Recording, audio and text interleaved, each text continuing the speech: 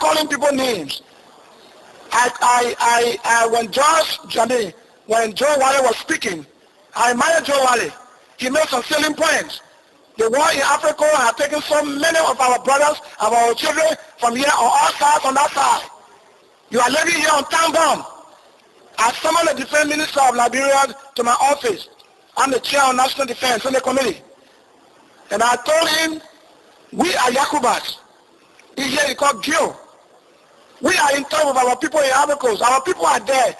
The different factions have different Liberians. You have the first group of people here you have dismissed, or you have retired, or you have dancers, and you not catering to them. Job creation is very important after war. Calling names, ugly names attached to combatants who fought to defend you, to bring peace, will not help us. Encourage investors to come. Open the door for more employment. No employment is taking place. What we see in every ministry downsouthing, the intelligent way of sacking people to replace them with their own people from the diaspora. That should stop. Because the people who are going to Ivory Coast, if it is true, from the intelligence we receive, they are watching what is happening here. They are hearing what is happening here. They are in touch with their colleagues.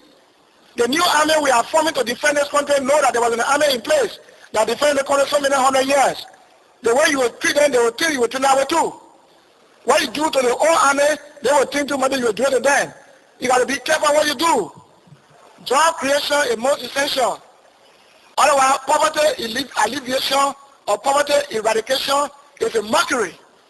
It doesn't go to the poverty eradication. It's not only paving roads. It's not paving roads. It's creating jobs. And the people can get 3 meals a day to eat. No problem. But many politicians, bad politicians, they believe that when they come back and are suffering, they now want their shoe finish. When they got nothing to do, then they're weak, then they're tired. No. A hungry man is an angry man. And an angry man will disturb you. We don't want disturbance. So we need to work. When there was petrol shortage or hike in price, I talked to Harold Greaves. Harold Greaves, who brought my first cousin to Liberia, General Thomas Kwomba. Harold Greaves, who made Kwomba to leave his home in the United States and brought him and died and left his family suffering. He's not doing anything to help the family back there. He is a center. I went to him and said, look, Mr. Greaves, I am capable from Kuwait to bring 5 million metric tons of gasoline every month. If I bring the price out of my business, I want to help. I want to help so that I can equally help the government as I did in the past. I donated drugs when I came from Brussels. I did that.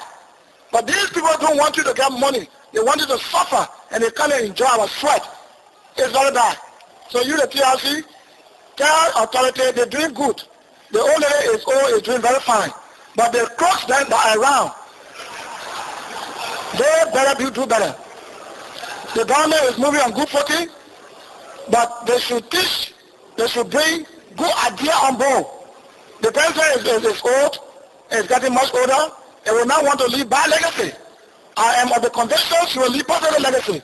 But those old crooks, let me tell you for example, how will you be ex-president of Liberia or interim president or ex-president, then you come again to become chairman of Good Government Commission? Who is Good Government Commission? When you are the head of state or the interim. You printed money signed by Baranta, and that money Baranta was not confirmed by the legislation. If a man is nominated and not confirmed, how does he sign the legal tender note? All of these things. Then they come back and say with all that Liberia cannot run. So they begin to recycle. Well, if you brought back that the Amos Sora and the Good Government Commission, bring back Sanaworo, the former head of state too. Bring back Moses Blah, former head of state too. Ruth Berry cannot be brought because she's not well. Why you pick and choose? So came and told Maronia.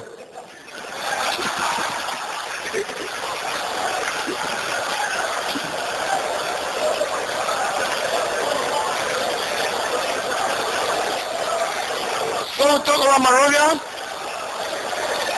When we talk about Monrovia, a few days after taking over Monrovia, I was contacted by the diplomatic institution, and we discussed, and I was informed that Senator wanted to enter a truce with me. And I was also asked if I wanted to see the ambassador of that country I'm talking about, which I will not name. And I consented, and I met the ambassador, and we discussed what was discussed had to do with peace, what was discussed had to do with supporting the ECOWAS peace initiative. And I clearly committed myself to it, and I said I will not violate the ECOWAS peace plan for Liberia. I will support it. And so I left the embassy, and I was given a Motorola.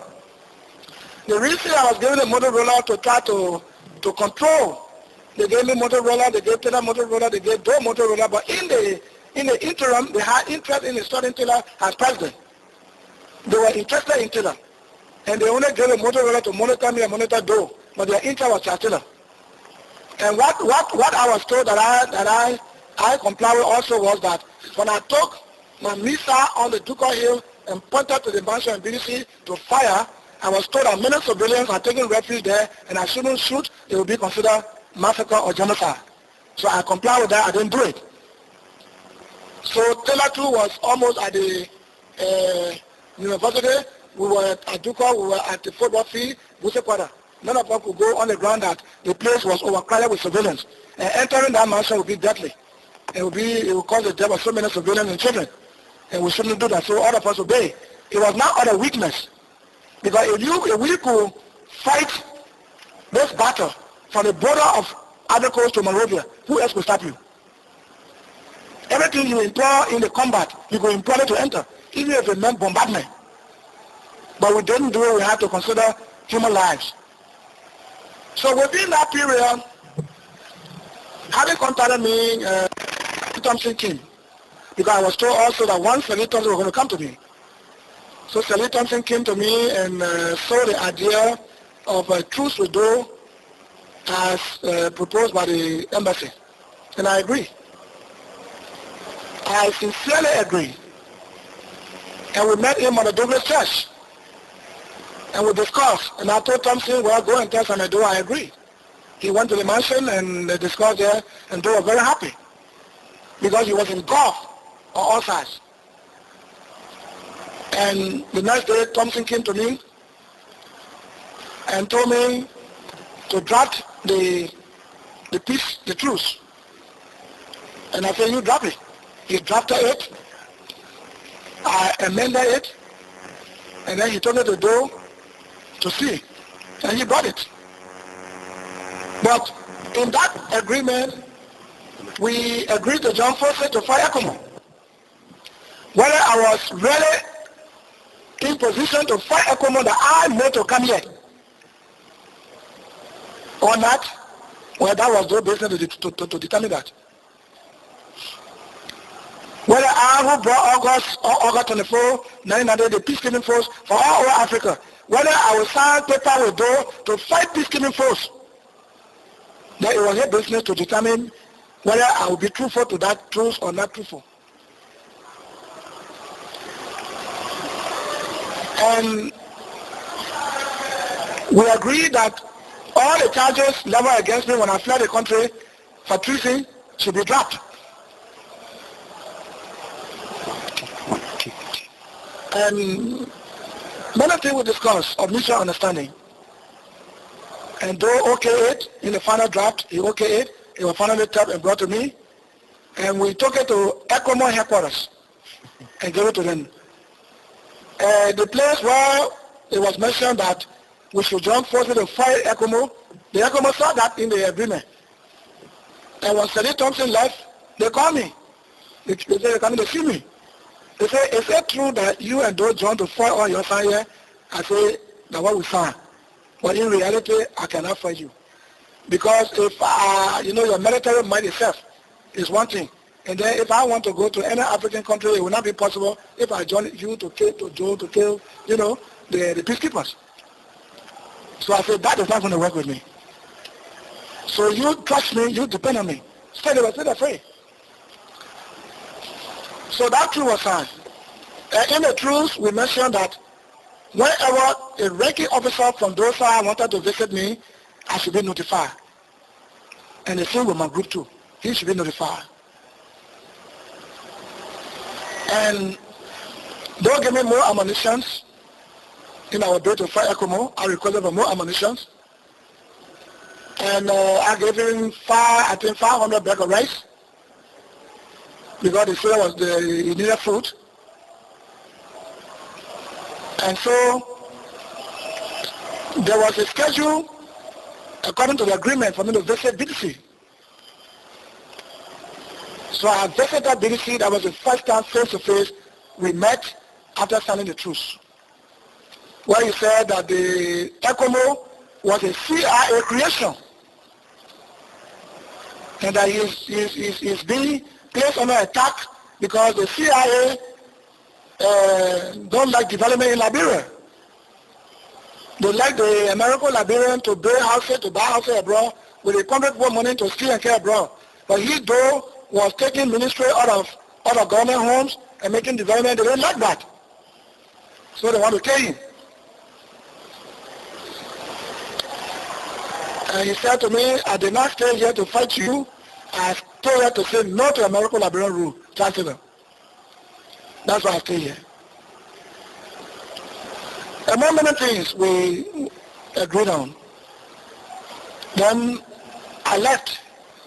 And another meeting was scheduled September 6, between September 5 or 6.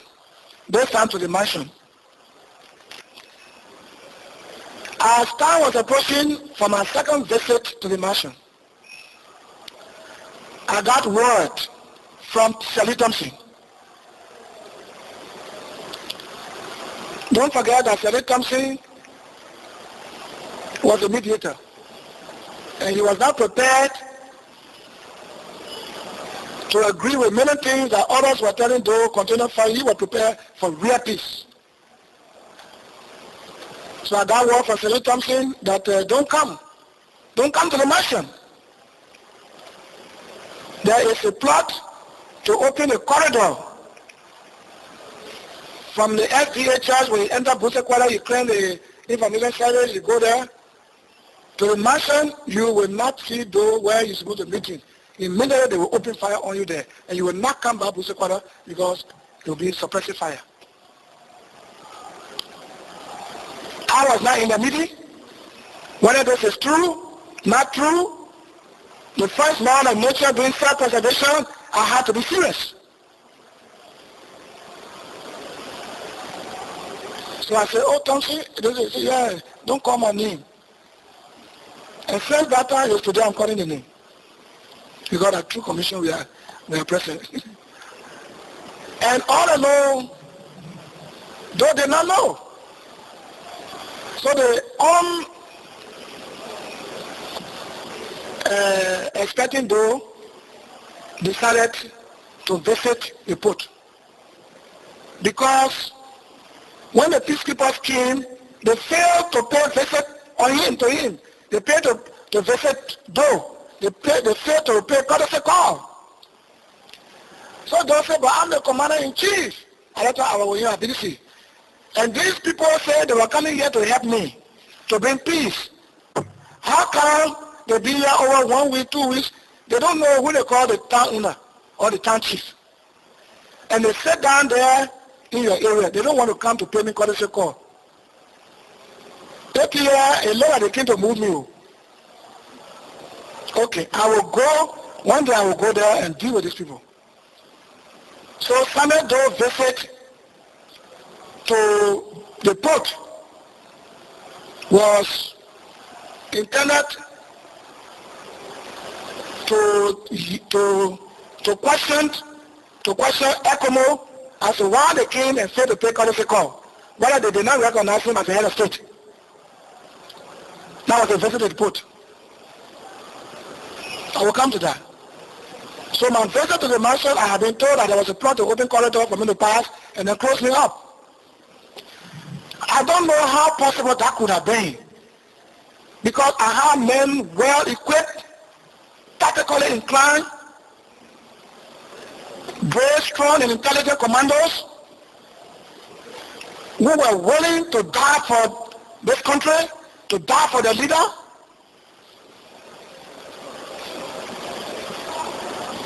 And wherever I move well prepared.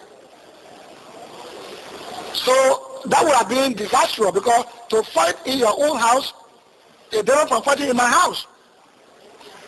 If you invite me and fight me, then that's the end. Because you did not came into the border, why would you came in Monrovia? With all the manpower.